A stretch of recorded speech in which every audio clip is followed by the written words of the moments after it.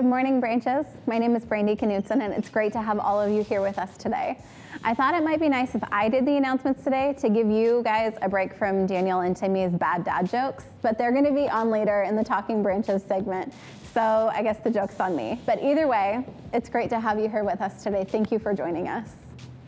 We're looking forward to meeting together in the Branches building, and as we navigate the best way to make that happen, we need your help. The team has put together a survey to help inform our reopening plan. We sent that to you earlier this week via email and through the app, but if you haven't filled it out yet, please do so now.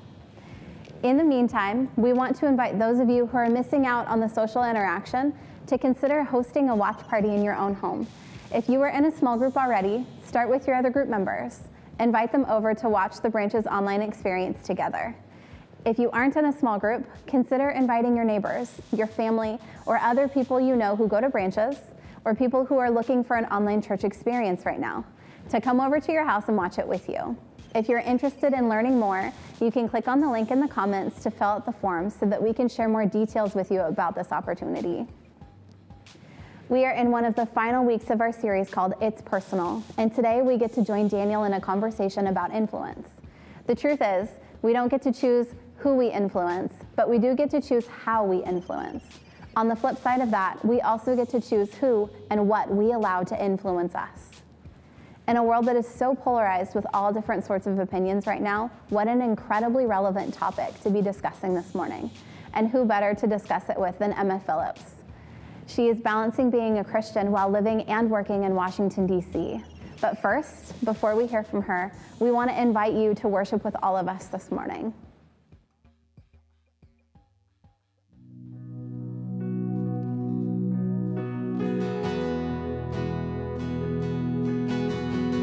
Hey, good morning, Branches. Thanks for tuning in. We get to worship our God this morning. We just invite you to sing along, sing loud, make a joyful noise. The words are going to be up on the screen for you, so we just invite you to come and sing along.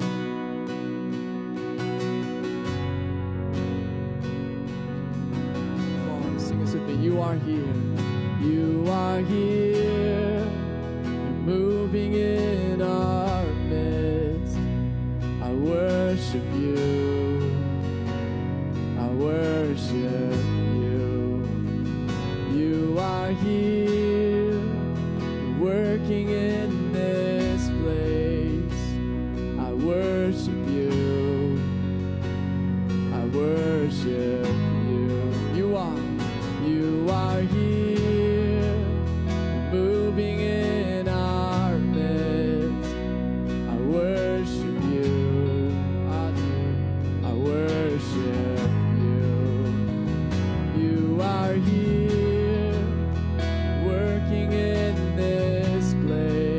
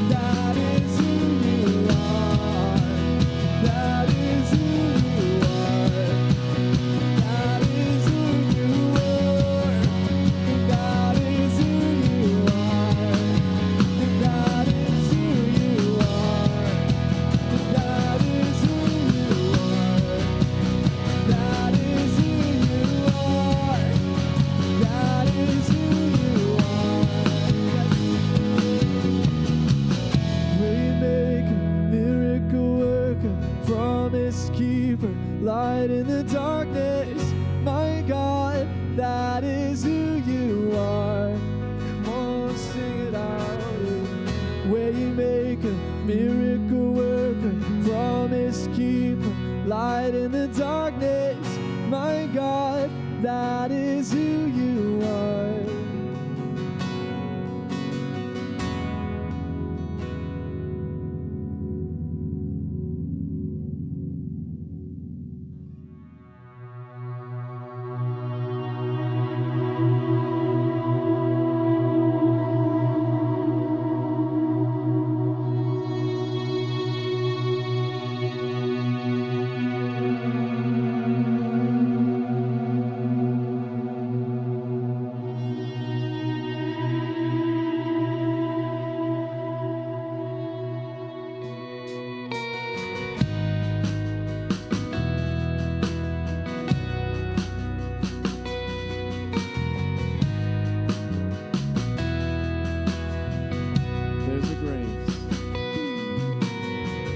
There's a grace when the heart is on fire. Another way when the walls are closing in. And when I look at the space between where I used to be and this reckoning, I know I will never be alone. There was another in the fire standing next to me. There was another in the waters, just holding back the seas. Should I ever need a reminder of how I am set free, there is a cross that bears the burden of where another died for me. There is another in the fire.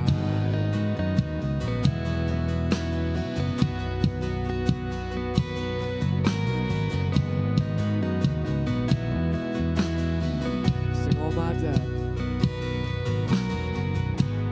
debt left for dead beneath the waters. I'm no longer a slave to my sin anymore. Should I fall in the space between what remains of me and this reckoning? Either way, I won't bow to the things of this world. And I know I will never be alone. There's another in the fire standing next to me. There is another in the waters, he's holding back the seas. And should I ever need reminding of what power set me free, there is a grave that holds nobody, and now that power lives in me. There is another in the fire. Oh, there is another in the fire. Oh, there is another in the fire. Oh, there is another in the fire. And I can see the light in the darkness as the darkness bows to him. I can hear the roar in the heavens as the space between is thin. I can feel the ground shake beneath us as the prison walls cave in. 'Cause nothing stands between us. Nothing stands between us.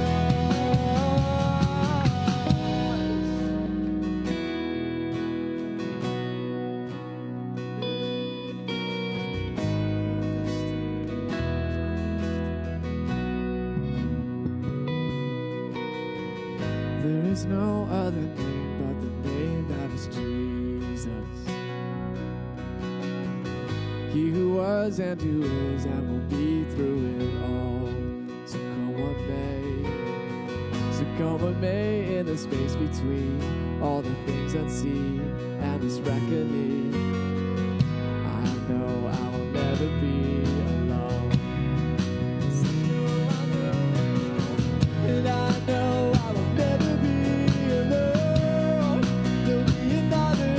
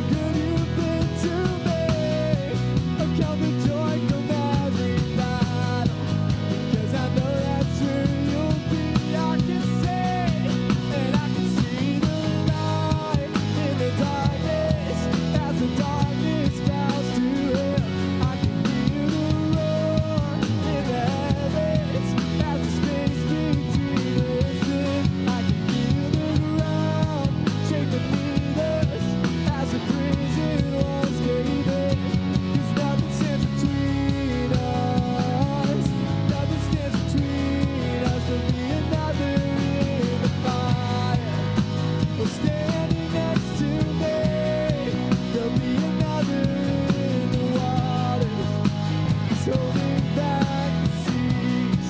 And should I ever need reminding of how good you've been to me, I count the joy from every battle, 'cause I know that's where you'll be. I count the joy from every battle, 'cause I know that's where you'll be. I count the joy from every battle, because I know that's where you'll be. Yes, God. Lord, we just thank you for your faithfulness. God, we thank you for your goodness. God, we just thank you that you are here with us. And oh God, we just thank you for who you are. Lord, we love you and we want to be changed to be more like you in Jesus' mighty name. We love you, Jesus. Come on, everybody say amen.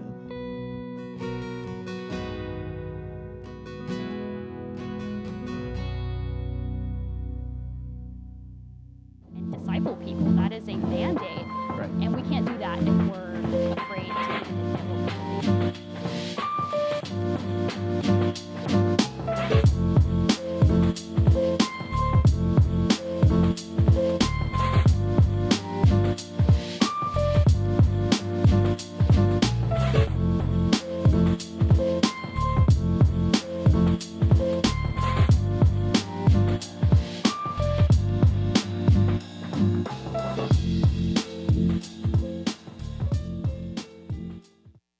Well, good morning. I'd like to introduce our guest for today. This is Emma Phillips. Thanks for being with us today. Super excited. Emma was actually one of my interns. Gosh, I'm trying to remember how long ago that was. I think it was 2000.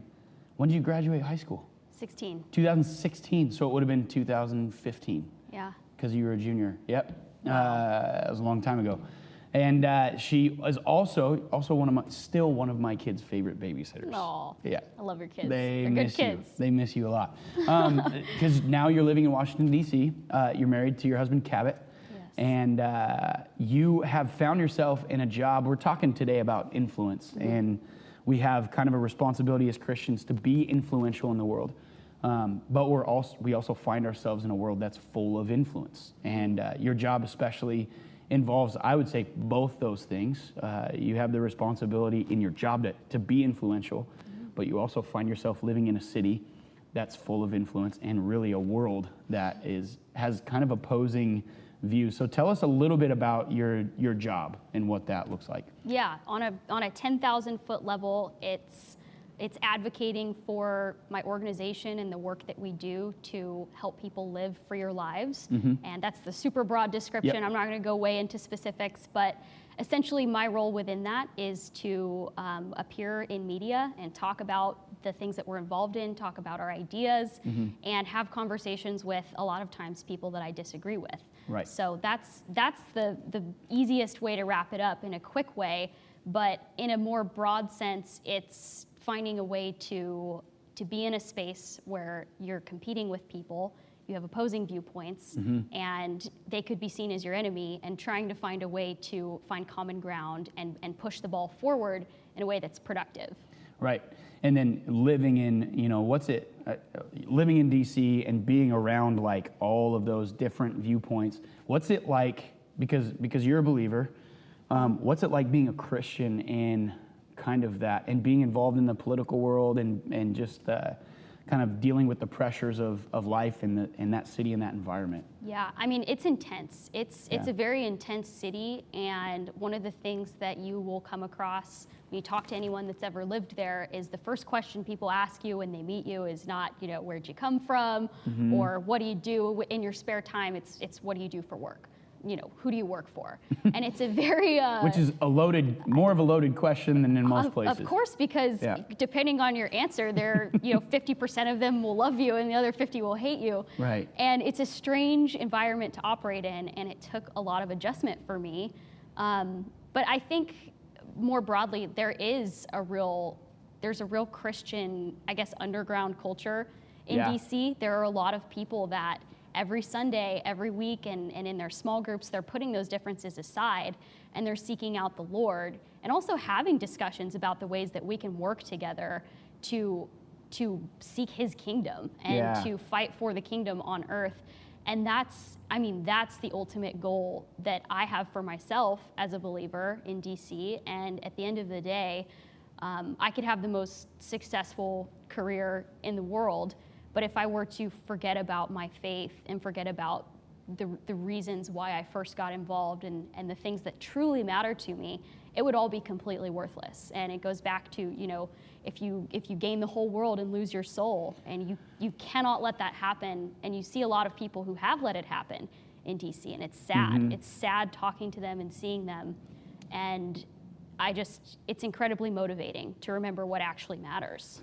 Yeah, and not get caught up in the fight so much that you forget what you're fighting for. Yeah. Or what values are driving you. Oh, yeah. And I think you being in the environment you're in, a lot of that's heightened. But I mean, we all experience that at some point in our lives where we're challenged on what we believe or what we think. We're challenged. We're asked questions about why would you believe that? Why would you hold yourself to that? Or why would you go to church? Or why would you read the Bible? And so I think it's really interesting to hear just from your perspective what that looks like, but also remembering that, man, at some point in our life, we're always challenged on what we believe. And being able to have those conversations, I think, are important. Yeah. One of the things that I think of just in that regard is something Jesus said, and John recorded it in chapter 17 of his gospel, verse 14 through 16. He says, I've given them your word, and the world has hated them, for they are not of the world any more than I am of the world. My prayer is not that you take them out of the world, but that you protect them from the evil one. And really, Jesus is talking about the fact that we live in a sinful world, and he's called us to influence the world, to be in it, but not to be of it. Mm-hmm. So how do you balance being influential within the world, but protecting how you are being influenced by the world? Yeah, I think to answer that and to even begin to talk about influence and being influenced in a good way and not in a bad way, and Mm-hmm. also when your job is to influence others, Yeah. you have got to have, at least in my experience, that solid bedrock of principle. And you have to know, at the end of the day, when all the lights turn off and everyone Mm-hmm. goes home, what do I fall back on, and what's the ultimate truth? And for me, it's that I am redeemed by Christ, who died for me and for my sins, and I will never be able to earn my own salvation. I have to submit to him. And there are people that I know and am friends with where when I say that, they don't even know what to make of it, because they didn't grow up in church, and they don't know anything about the gospel. But it's so easy to be afraid of having people know what you believe. I mean, especially when it's in a professional setting too. That's when I think it's the most difficult. But we are called to be witnesses and to speak the truth and talk about the gospel and disciple people. That is a mandate. Right. And we can't do that if we're afraid to even admit what we believe. So Right. I think that's a big part of it. The enemy wants us to be influenced by noise and by darkness and sin and chaos, and there's plenty of that out there. The world is full of it, and it's easier to find than the truth. And I think we really have to, and I have to every single day, recenter myself and remind myself, when all of this is over and when my life is winding down, what will I have that will last beyond this lifetime? And it's easy to get fixated on temporary things and temporary successes, even, and career stuff and political wins, because that's the field that I'm in. Mm-hmm. But you have to be conscious and constantly fighting that battle inside to remember, what's going to be here at the end of the day when all this is over. Yeah, I think that's the key to the Christian lifestyle, is that eternal perspective versus the temporary. But how can we impact eternity right now? And there's ways that we can do that all the time. You mentioned that there's, in your field, that you're obviously disagreeing with people, you're talking to people who don't have the same views. One of the things that I talk about a lot, and you know Timmy, our youth pastor, talk about a lot, is influence and how to maintain influence as long as you can while still maintain the opportunity to influence an individual while still being truthful and still challenging. Yeah. Do you have any ideas or things that you've learned in how to do that, how to still have a meaningful disagreement while maintaining influence so that the conversation can continue into the future rather than just losing it and saying, nope, you're wrong and I'm right and now the conversation's over, but I proved you wrong? Yeah, I think the ultimate way to sort of recenter yourself when you're finding yourself getting into that headspace, because it happens when you're talking to people who vehemently disagree with even Christianity, or if it's something political or career-wise, remembering that they were also created in God's image just as much as I am, every bit. And I have no grounds to try to tell them that they are worth less in the eyes of God than I am. Even if I think I have it figured out, and if I am saved, or if I have the right political beliefs, if I'm forgetting that they are my brothers and sisters in Christ, even if they don't yet understand that, right, I'm losing sight of the gospel. And I am called, and we are all called to remember that about each other. And that's what Jesus did. And he did not shy away from speaking to people that he disagreed with. And he knew when to call them to the carpet and when to engage in those tough discussions. But he also loved those people. And I think if we step away from that and we step out of that place of love, we're losing sight of what this is all about. Yeah, that's almost that transition from being eternally minded to now we're back in the temporary, I want to win this argument or win this battle right now. Yeah. Yeah, I think that's good. Now, you mentioned, even being in DC, you've seen even people who maybe are of faith kind of falter and waver. What would you say to someone who might feel like the world is influencing them more than their relationship with Jesus is, or they feel like, man, I'm getting pulled away from those core values, or I'm struggling having that eternal perspective? How would you suggest that they move forward and continue to keep that eternal perspective? I mean, that's something that's so personal to me, because it is a constant thing that even I deal with, is how do I keep my own pride and my own ambition and my own wishes for my life at bay while still doing what I believe God has called me to do. And that is a constant tension. But my advice would be, to answer your question, find that bedrock and find that ultimate end of the day takeaway belief that you have, and figure out what that is, and make that the central rhythm and beat of your life. Because if you step away from that, or if it gets drowned out by the noise in the world, which is so easy, you're going to lose sight of things. But you can never step away too far to where the Lord can't win you back, and he is always in pursuit of us. And if you can step away from that noise a little bit and find that principle again, that's what's going to bring you back in. Yeah. Are there ways that you have quieted the noise of the world that, because it's noisy on our end, but you're kind of in the midst of it, so it's real loud? I mean, practically setting boundaries on even when I read the news, like when I am You mean like the on time social that you read? media. Yeah, there are certain times of the day where I am not doing that, and the world could be burning outside my apartment, and I am focusing in on seeking out the Lord and serving my husband and building a life that is going to be sustained beyond all of whatever's going on politically right now or in the news. And there are times when it's time to step up and engage and be a part of the discussion that's going on, because I think a lot of Christians think that that's wrong, or think that it's bad to be involved in political stuff. But I mean, I don't think there's anything that the gospel would say is bad about speaking your voice and speaking for the things that you truly believe in, especially when they're rooted in the Word of God.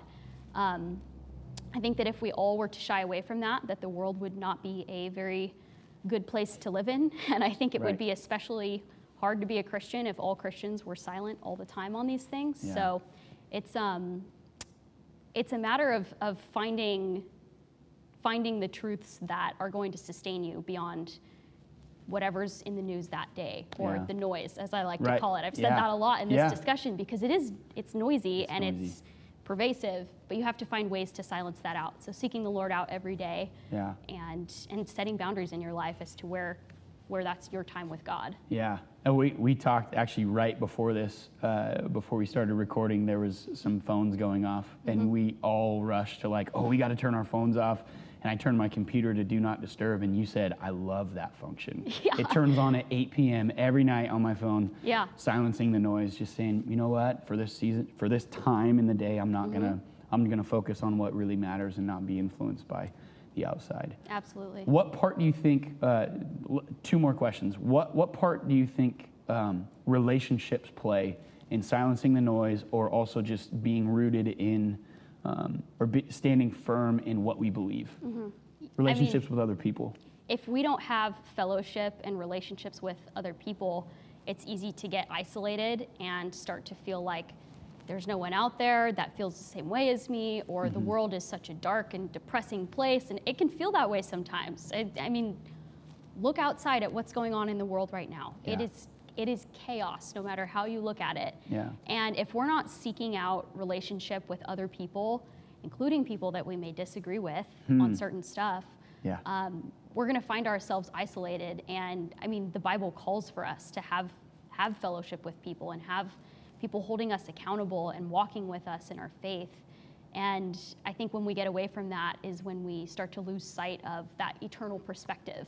Yeah. And why this all matters so much. And it's not day-to-day noise, it's not arguments, it's seeking out the gospel and sharing it with other people. Yeah. And we can't share it with other people if we don't know other people. That's good.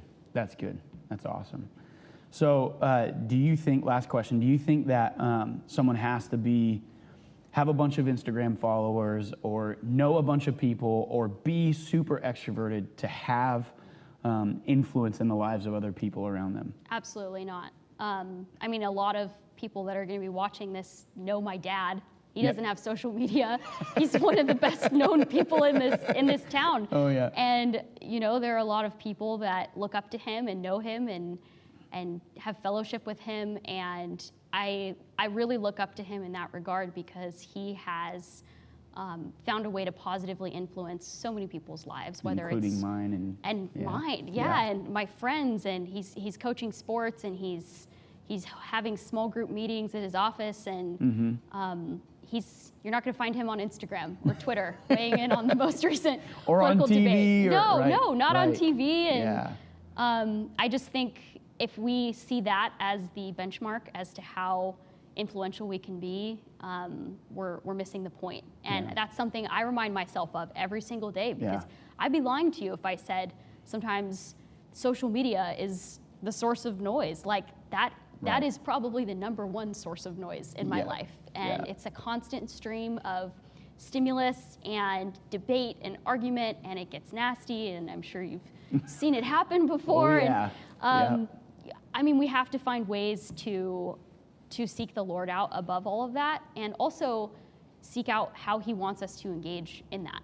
And because I do think Christians do need to have a seat at the table and be a part of these discussions, but we have to remember that it's not about winning the argument, but that it's about winning people over to the gospel, because that's what we're called to do. Yeah, there's the Message translation. I don't remember which verse this is, but it just says it so beautifully. It basically says that our job is to warm people's hearts to the gospel, that their hearts would be warmed to Jesus. And I think in our speech, in the way we live, in the way that we represent him, like you said, that should be our number one thing. Whether it's hundreds of people or 5, it matters eternally. So thanks so much for just kind of sharing your perspective and encouraging each and every one of us that we have the opportunity to influence the world, to influence people's eternity, to influence people individually and corporately. I think in a world full of noise, it requires us to come back to the gospel, to come back to the reason we're here,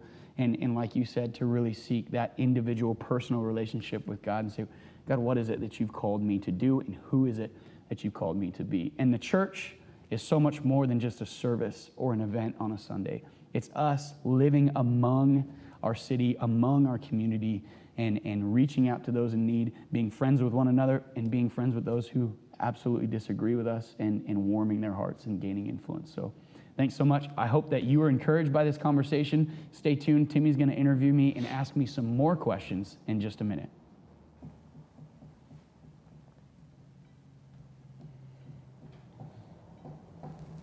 Welcome to Talking Branches. Daniel, morning. we are back. Here we are. Back in action. Happy Sunday. Happy Sunday. All right. Hey, great talk. It was just really now. super fun to connect with Emma. Yeah. Yeah, I've had an opportunity to hang out with Emma and her husband the last few days. And Yep.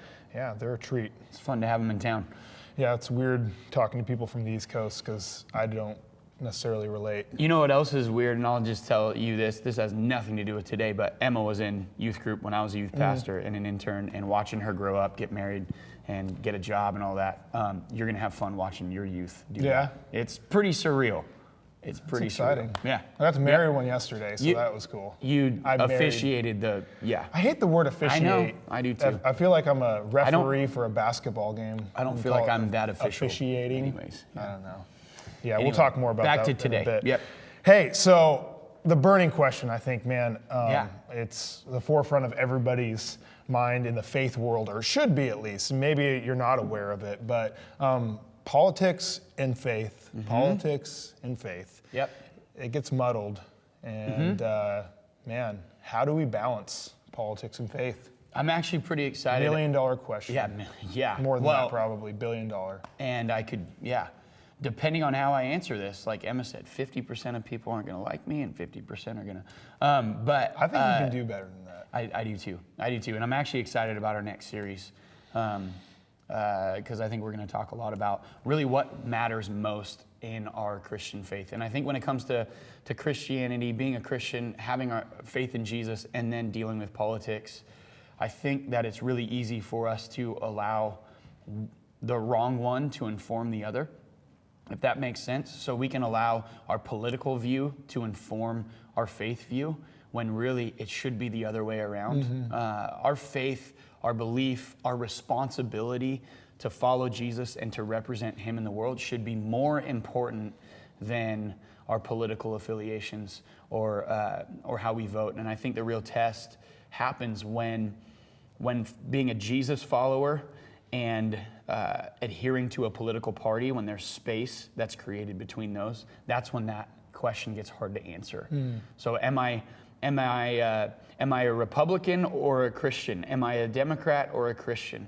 It's more, the question should be more, I'm a Christian, therefore I have these principles, these beliefs, these ways that I live because of that. And now how do I function in life in light of that? And I actually had a conversation last night with a couple friends, and we were just talking about the fact that when you look at the life of Jesus, you see, and I don't even like talking about it this way, but it's just it's the clearest way to talk about it. When you look at the life of Jesus and how he interacted with people, you see a lot of interactions that he has that could be seen as more democratic. You also see a lot of interactions that he has that could be labeled as more Republican. And some people ask the question, was Jesus a Republican or a Democrat? Jesus was after people's hearts, period. And I think it's important for us, Emma even said this too, to remember that regardless of your political view, the person sitting next to you is created in the image of God. Jesus died for them and their sins as well. The person beside you is more important than your political view every single time. That said, I think it's important for us to stand up for what we believe is right, what we believe is wrong. It doesn't mean that we should ignore, but it means, I think the most important thing that we should be considering is what and who has Jesus called me to be in this world, in this community, in this city. And we're all going to land in all different places. But I think we should prioritize faith over politics. Our faith should inform our politics, not the other way around. I think that's when you're out of balance. Right. And I think what you said there is key about looking at the person next to you as the most important thing, not their political affiliation or whatever. I really appreciate the way Emma came at it, because Emma and I, we have similar political leanings, and she didn't mention where she works or what network she appears on national news. Her and her husband both do. Often. Didn't mention that. Because really, at some level, it's not important. They're both believers. They mentioned their faith, is first, and they have, passionate political beliefs, and that's great. But at the same time, the very fact that if they were to mention, where they appear would upset people, and either way, if I told you it's Fox News, you'd be mad. Some of you would be mad. If I told you it's CNN, some of you would be mad. Right. And it's just they're people, and they care about other people. Right. And that's so paramount in our faith lives. And Paul says some really interesting things. I challenge everybody to go and read Romans 12, 13, and 14, those 3 chapters, in light of what's going on. When I read it, I was like, holy cow, those are meaningful chapters, especially right now.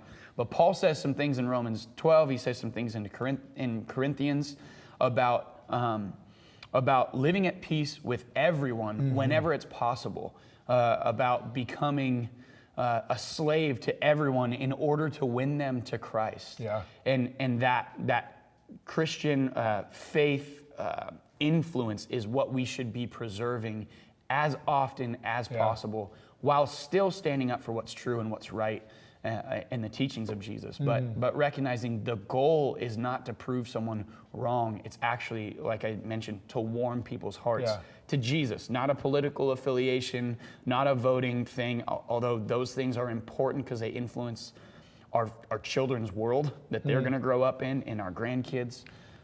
So I think we have a responsibility to do that, but before we have a responsibility to be active politically, we have a responsibility to represent Christ in every interaction that we have. Honestly, that's probably, that just struck me. It's probably easier right now to win someone to Christ than to win them to your political party. Yes. Because I know Facebook warriors, you get on there, you're really going to be convincing some people when they get triggered and fire back and unfriend you. Right, and the truth is, the more polarized our world gets, the more people are looking for. This is a huge general statement, but at least right now, our world is becoming way more polarized as time goes on. But the desire for spiritual answers is growing exponentially right now. Yeah. People are looking for what does it mean? What does it mean for me to live with purpose beyond tomorrow? Right. Because we're all realizing tomorrow is not promised. Right. And so I think you're right. I think having the conversation around the Savior of the world is Jesus is a big, meaningful conversation all the time, but right now, I think it's maybe even heightened. Yeah, absolutely. Yeah. I want to talk a little bit more about the idea of how we need to prioritize relationships with people and not winning the argument, because so often we get caught up in winning arguments, and it's actually been really sad to see. Just recently with everything going on in election year and COVID and the protests, all that kind of stuff, man, people are constantly at each other's throats, and people who go to church together or did go to church together, and people that were friends for a long time and that aren't friends anymore because of an interaction they had on Facebook. And I have a lot of notes on this, so I want to spend a little bit of time on this, just talking about the importance really of us as Christians. I mean, you mentioned everything's heightened right now, and Christians right now, I think, are in the spotlight to see how we're going to respond. I mean, you're in the spotlight all the time, and our response to different issues, I mean, is going to determine how people view Christianity and faith, and that's a scary place to be when we're all getting riled up on Facebook about all kinds of different things, Instagram. And I think I mean, this is something I feel like you and I share a big passion in, just how we present content, how we talk to people, is how can we maintain influence in people's hearts and minds for the gospel, because that's first and foremost. especially in our jobs. And so how do we maintain influence with those who don't agree with us a little bit longer, without, and this is the hard part, without ignoring sharing the truth. It really is that fight of how do we approach people with the fullness of grace and the fullness of truth all the time. And I think long term, it's better to continue a conversation than it is to just end it with emotion or anger or frustration, trying to prove someone wrong. And so I think one of the big keys for me, I actually sent a text this morning to a friend who we had a conversation last night, and it got a little emotional, and was like, hey, I don't know how I made you feel, but I just want to keep talking about it, because it matters more to me to continue the conversation, to see what I can learn, and to hopefully get to a point where we both understand each other. Yeah. And we weren't there last night, so the conversation should continue, because there is no understanding. We don't even know if we actually disagree yet, right? Because we haven't taken the time to do it. And so I was willing to just say, hey, let's just keep the conversation going. And I think that matters a lot. Yeah. And it's hard to do too. We have a lot of factors right now with COVID, and everybody's been so, quarantined and separated, isolated, and we've kind of lost some of the ability we have to even have a face-to-face discussion a lot of times. And so then it all happens over, you guys have been, sent a text before, received a text, you're like, what were they trying to say? Were they mad at me? Like, you lose all the context. What did that exclamation point mean? He didn't add a question mark. Like, what does that mean? What is he trying to say? And so you get all that, and then people are going at it, making posts on Facebook, making posts on social media, and you lose the ability. And what happens really, I think, when I've been thinking about it, is that we have the ability to dehumanize people, even our own friends, because they're behind a keyboard, behind a screen, and so it's just like, well, you can kind of say whatever you want and not have to clarify, or if you do have to clarify, like, I don't know, it can get really ugly really fast, and then we just kind of lose that human connection. Yeah. And we see them as we just see them as typed words on a screen rather than them as a person. Someone who was created in the image of God. Right, yeah, really hard. I think that's a really good point, and I think that, I think we see that. I think we've been seeing that for a long time on social media. You got your keyboard warriors out there who will say anything and then not even respond again. But having a face-to-face conversation, it's easier to remember, oh, you're a person, you're a human, and you have thoughts, and you have emotions, and you have experiences that are all different than me.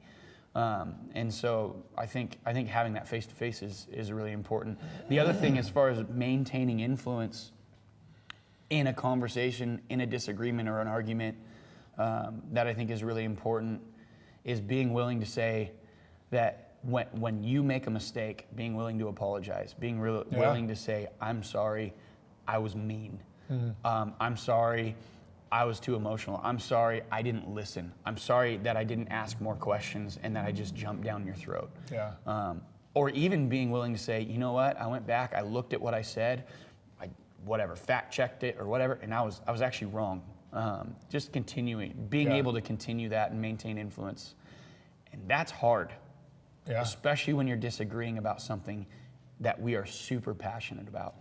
One of the things I think I've told you guys this, I've definitely told Brandy this, is oftentimes I have these convictions about things, and I know I very strongly have a feeling that I'm right for some reason, but it's hard for me to identify, and even I think we share this a little bit, it's hard to identify why.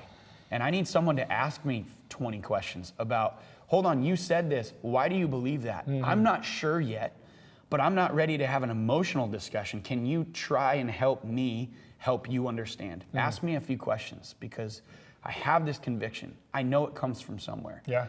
But I'm not sure where yet, so help me figure that out. I've had the same struggle over the last couple of weeks, just like with where I stand on different things as a pastor. Like, I have to be very careful and very aware that, my influence in my students like matters. Yeah. And how do I balance the faith and my own political leanings and all that stuff? And so what I've done, I've just had a lot of conversations. I've talked to a lot of people. I've read a couple books actually in the last couple of weeks, just trying to like wrap my head around like exactly what it means to maintain influence in my students' life in this time. And I really like what you said. I like what Emma said too, just about finding common ground when you're talking to people. And what you just said, being willing to admit that maybe you're not right. Like, just like you, I have convictions about things like, this is how I felt. And I'm like, is this from God? Is this from my political affiliation? Is this from the way I was raised? Is this from the town I live in? Like, what is it from? Where's it? And so I'm just questioning myself, like, I know I have this, but where is it coming from? And that's not weak. Yeah. And I think there's an idea out there that if you can't clearly explain it or you don't hold your ground, that you're weak. And I actually think it's you're risking, if you're not willing to ask yourself questions, and then you're unwilling to grow. If you're not willing to go, man, why do I think that? If you're not willing to take someone else challenging your view and actually engage in the inquiry, why do I think that? Where does that come from?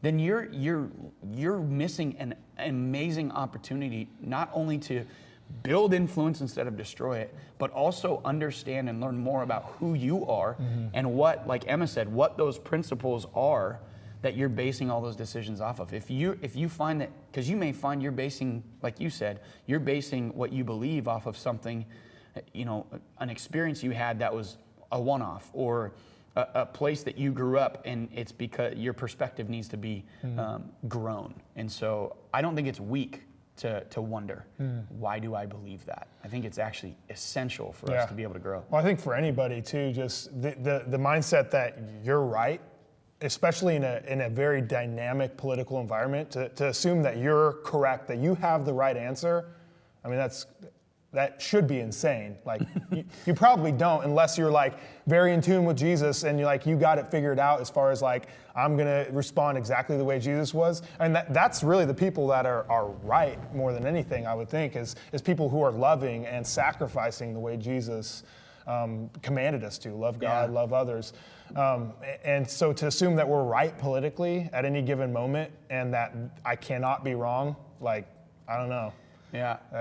That's yeah. So, if there was a person in direct authority over you who assumed that they were right every time, you would have a really hard time following them. Right. Because they would not have your heart. They would not gain influence in your life.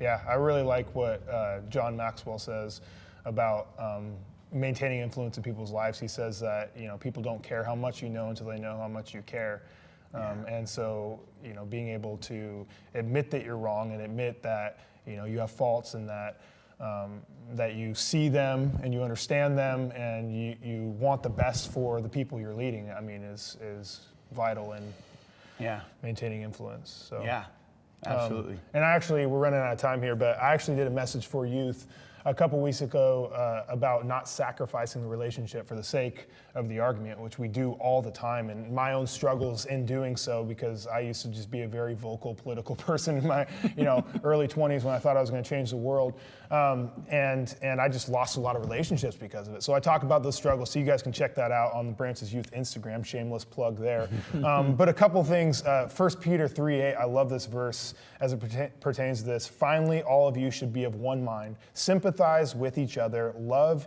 each other as brothers and sisters, be tender-hearted, and keep a humble attitude, which kind of sums up a lot of what we just talked about. Admit that you're wrong, that you have humility. And Paul, well, this is Peter, but Paul actually ends a lot of his books with saying, hey, be of one mind, be united. Like, don't let quarrels and like, don't let things divide you. Like, we have to stay united as a church. It's so important that we stay focused on the goal.